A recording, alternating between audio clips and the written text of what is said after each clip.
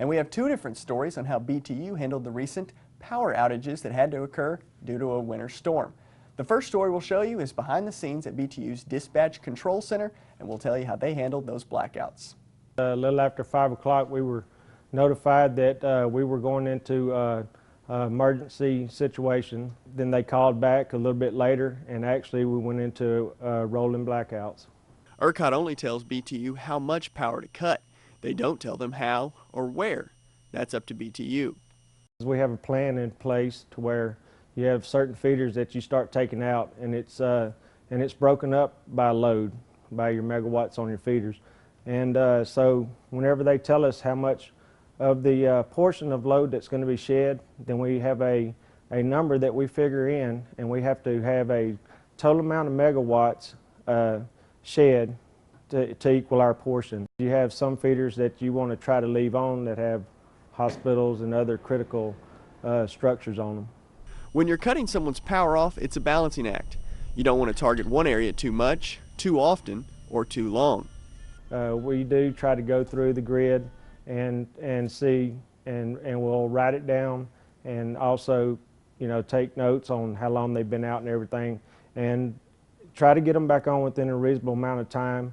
And it usually runs about 15 to 20 minutes, and sometimes it was longer, sometimes it was 45 minutes, you know, up to an hour. So how can you help in emergency situations to help reduce the load on ERCOT's grid? During these times that we have emergency situations, it would help if the public would turn off all non-essential items, maybe turn down their heaters a little bit, and that would help some. But anything that's non-essential that could be turned off or unplugged would help us out a lot. The Dispatch and Control Center is for more than just emergency times. It's used for day-to-day operations. Here in the Dispatch Control Center, we monitor our electrical grid for Bryan and parts of Brazos County, parts of Robertson County, some in College Station, and monitor on a 24-hour period, 7 days a week, 365 days a year.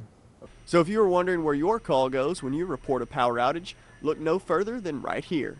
It actually comes to us, and if it's during the day, we'll call out crews that are already out in the field.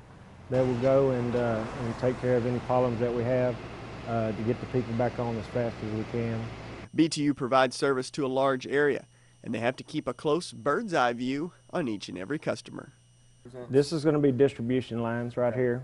You're going to have a substation with lines coming out of it, and they're actually each substation is going to have a different color line coming out, and it's going to represent. It also has a number associated with the feeders, and that's going to tell you what feeder it is and where it goes by following it on your geographical map.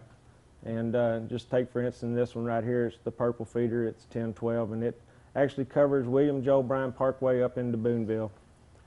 Okay, this is going to be our transmission board, and it shows in a little bit more detail what we had over on the distribution board.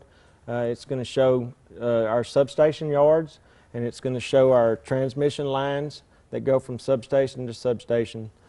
Well, Alan, it's been an interesting couple of weeks with all the cold weather issues, but we're glad that the impact to the schools was minimal. Yeah, and I know the staff members over at BTU are also glad to be done with these rolling blackouts. They did tell us it was rare. They said this has only happened 3 times in the last 25 years. And they also said they're very happy that they don't have to fix any of their generation units.